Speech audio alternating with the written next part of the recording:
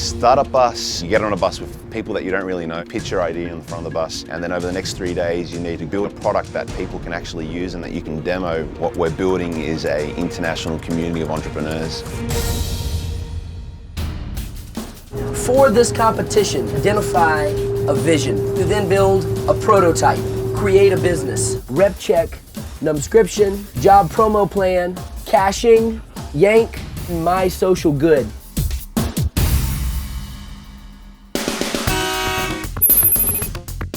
With StartupBus, we have a strong focus on building a product. You can't get into the finals unless you actually have a product or a prototype to demo. What we do different with StartupBus is we're very restrictive on the people that can get on it. Just because of the scarcity that we have, there's only so many seats on a bus. And because you're stuck with these people for at least 3 days on the bus, we want to make sure that you're surrounded by awesome people. So we get thousands of people apply, and we invest a lot in interviews and a selection process. This environment is not too friendly for work, but a lot of the time we're cramped into the seats. We're trying to find a way maybe to sit sideways or somehow get enough room for the hands just to keep coding through the trip. So it's definitely not a great work environment. Nomscription, food on autopilot. You sign up once, and then every day, 1 hour before your lunch, you'll get a push notification on your phone. You look at it and it says, had time for lunch today. If you've got no problem, you put it in your pocket, lunch shows up at 12. If you want to change it, you hit a button, you say, oh, I'd rather have the burger today, I'd rather reschedule for another time. The idea is that our system will send you food and learn your taste, kind of like Pandora for food. First we've got myself. Second of all, we've got Justin Isaf. He was on the original StartupBus. Next up we've got Greg Svitak, who's a very talented developer from Ohio, also a former conductor of the bus. He's the one who's building out the app that our users are going to use to order food every day. And then Greg Buspreneurs, he is probably the clown of the group. We will crush the other teams. Our stuff is slicker than anything I've seen on the bus in a while. Man, he's always running his mouth. I respect my peers, although they might not be as good as us. He's looking at his watch. He says, it's 9 a.m. Why aren't we drinking yet? I recognize that they are smart enough to realize that we are their betters. He's a really talented entrepreneur. We are confident we're going to get there by Friday. RepCheck. RepCheck is a service that helps small businesses with their business-to-business credit applications. So I have Igor, who has a ton of experience. He's doing a lot of the back-end programming work. Jason, he's building the back-end functionality of the website. Oh gosh, oh no. That's going in there. Javier, who's a front-end guy, he's doing all of the design and building the way that the user interface is going to work. MySocialCause.org. It's a mobilization platform that allows people who have a passion in life to make a difference, helping kids or the homeless on a local level. You want to help kids that are dying from hunger or animals that are being killed in Wales. Whatever your passion is that you want to make a difference, you're able to go onto this platform and connect with other people who share that same passion. On my team is myself and Kevin Stotts. We're passionate about this, and we got an army of freelance developers and designers. I came in and pitched an idea that actually came out of my work with human resources. I've worked for startup companies, trying to help people track their career while they're working for a company. Some techniques of how do you plan out your future, or we could help people identify the skills that they have based on publicly available information from their professional social networks, give them an easy skill list, and help show them the places they can go to get that training that they need. I have a team, myself, my friend Will Mitchell, who I worked with on StartupBus last year, Kyle Eschenroder. He also runs a blog for entrepreneurs and just launched his first book. Ramiro Fidalgo, he's from Mexico. It's just awesome. Because a hustler without a voice is a programmer without hands, The idea is called Yank. It's an app for your mobile device, and it uses the headphone jack of your phone to send an alert. If you're running outdoors and listening to music, now you can just yank the headphones out of your phone and it can send an alert to your emergency contacts to say maybe there's some way they can help you out. The two other individuals that have joined my team I think are really quality guys. Dave Castillo, Adam Peruta, designer by trade. He's also a professor at Ithaca College. He's helped a lot with the logo design. He knows some HTML coding. He understands the idea very well.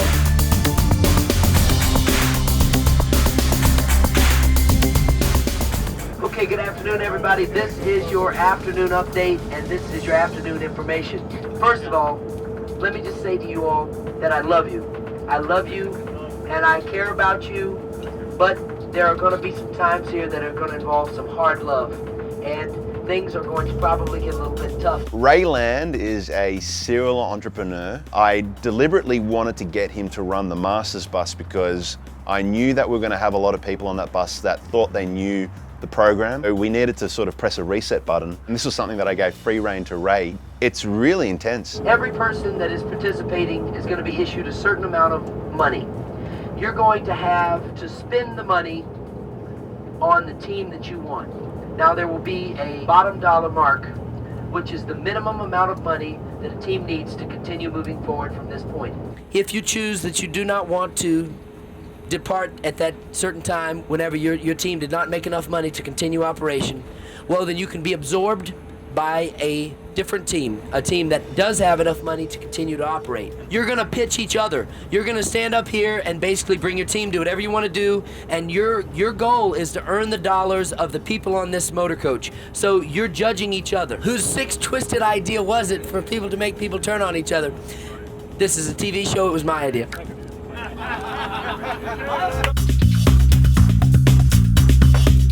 They just announced they're going to start cutting teams from the competition. And I don't know where everyone else is at, but if we are unable to demonstrate a working food order by the end of the night, I think that we're not looking so good. We were just deciding how to go about the whittling down tonight, and we feel confident we have a good app. We think a lot of people like what we're doing, and we like where we are, but we do have to now add the social factor of interacting with other people in the bus to make sure they understand how good of a product that we're building. Well, a lot of times when startups are created by founders, they just lock themselves in their rooms, are coding, and then when they actually go to the market, they realize no one actually cares about what they're building. Whereas on StartupBus, within 6 hours, you're getting immediate feedback from the market, and they're traveling 1,800 miles through America. They're actually talking to people, getting feedback. If they don't vote for us, that's a moral failing of their own, possibly due to lack of oxygen at birth, perhaps, or their mothers drinking too much during pregnancy. Smoking cigarettes was not an uncommon thing during the 70s and 80s. What do you think about the new setup? Some people seemed a little nervous about it, a little apprehensive. And it's weird, I talked to them and I was like, when you're an entrepreneur, it doesn't matter. Like, everyone's gonna tell you, no, you can't do this, you can't do that. And just because this guy happens to be running the bus and he tells you, no, you can't build that business, get off the bus.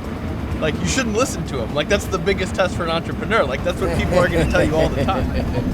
Well, you know, if people have to leave, they have to leave. If they're cut and they can't be absorbed, well, then they're just going to have to go. Yeah.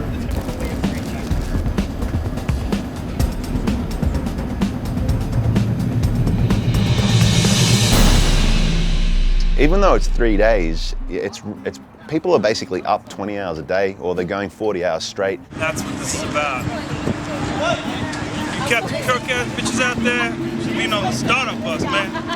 Yeah.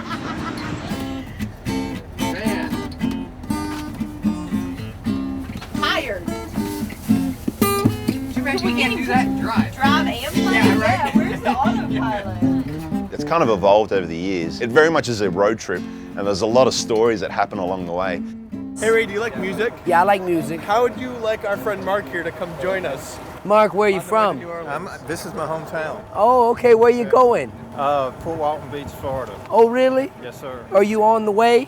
Yes, sir. Are you trying to get there right now? Yes, sir. Well, hold on. Let's just see if anybody. Let's just see if we're going to put it to a vote. Okay, everyone. We have a new friend that we made here in Meridian. His name is Mark. He is a traveling musician, and he was wondering if he could come with us. And I told him that he would put it to a vote. Wow. How does everyone feel about that? All right. Okay, get up there, Mark, and show them what you got. I'm going to turn this thing over to Mark. These are interesting days, and I heard somebody's got some kind of website about getting all social organizations together and that sounds pretty cool. Whether I go with y'all or not, I just hope y'all have a real good life, and that we all love each other. Okay, now, everyone, you all know that we have two choices. We either have yes or we have no, and I'm going to ask the two choices in order. Yes? Or no? Yeah. All right, it was a yes. Woohoo! Welcome aboard, welcome aboard. All right, welcome aboard. We're going to get the show on the road after this, everybody. Something I've never understood is why do you call a person on the side of the road a homeless person instead of a carless person?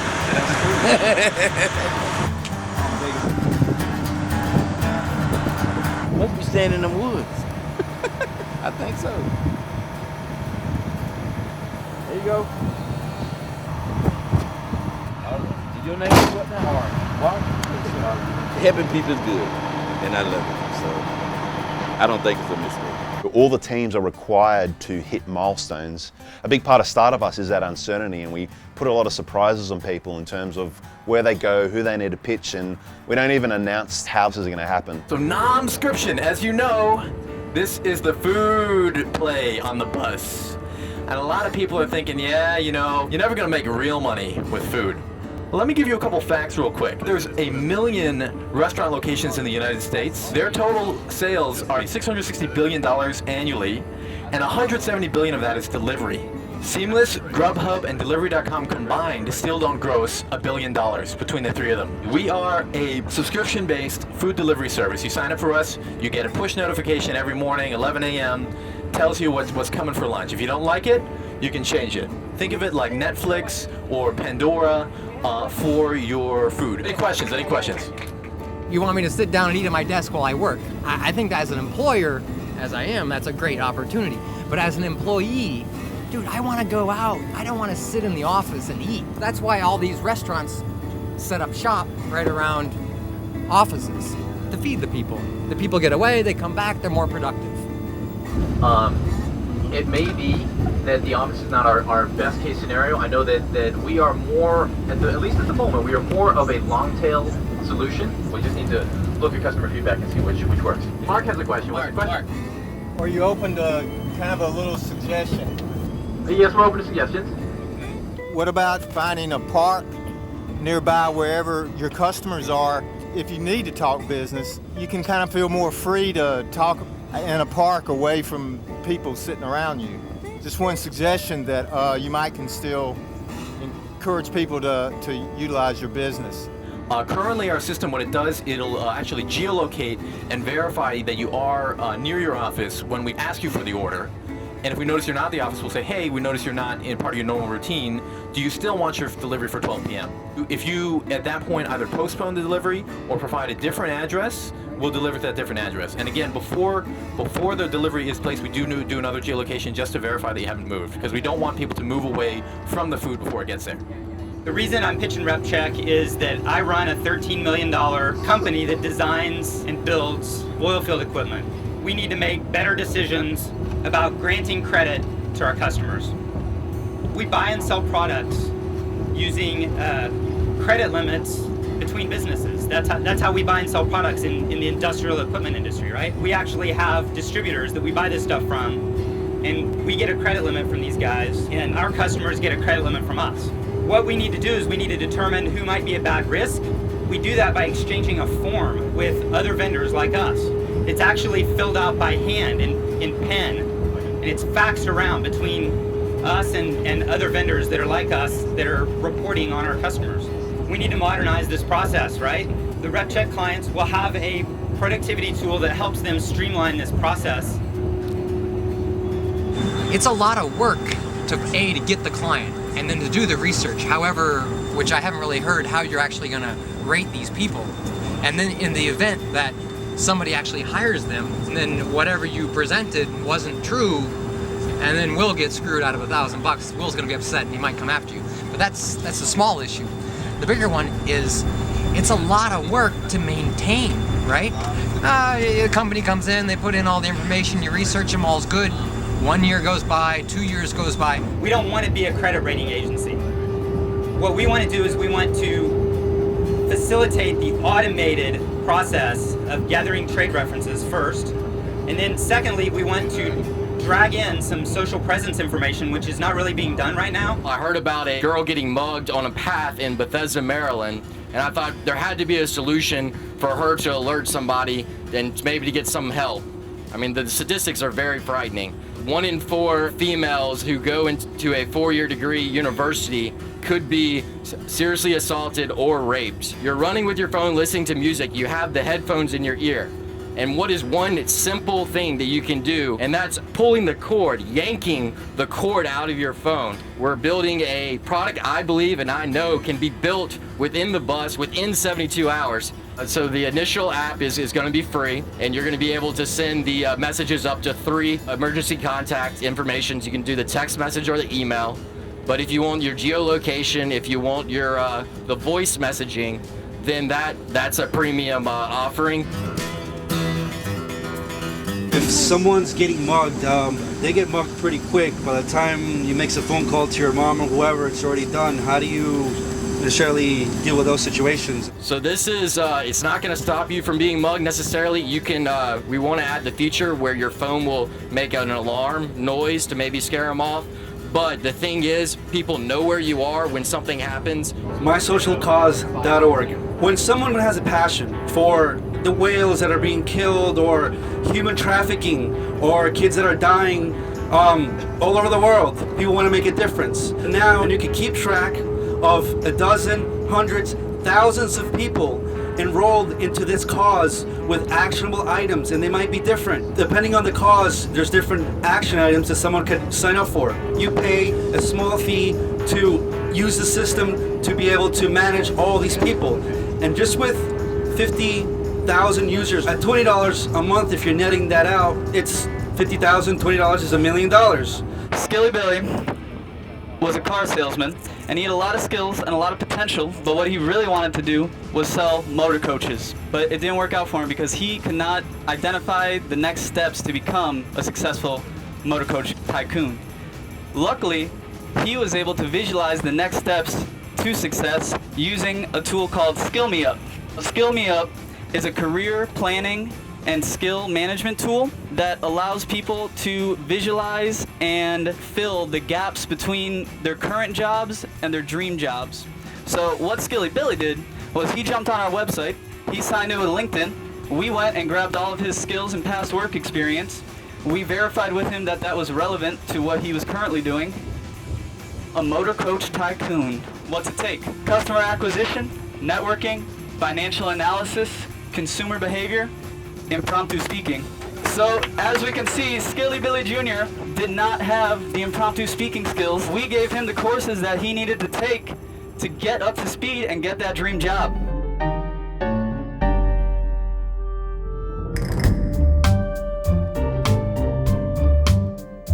Applying the dollars. Remember that each team needs $50 or else they must be kicked off this motor coach. They're going to be homeless in New Orleans. We're going to take just about 5 minutes, no more and no less. You can communicate with everyone. You have 5 minutes. Things are going to get pretty crazy. So it's just Making it rain, bro.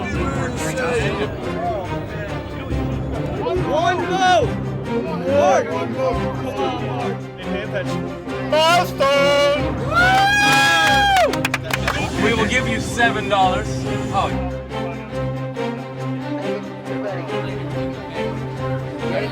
Throw them away. I don't care. Do something with them. Sit down. You're down. You're down. Megan, start counting. The counting starts now. Next time on Startup Bus. Well, actually, I had not even planned to come to New Orleans at all. We're doing pretty good, mostly because we skipped Bourbon Street last night, and we went right to the hotel room, got back to working.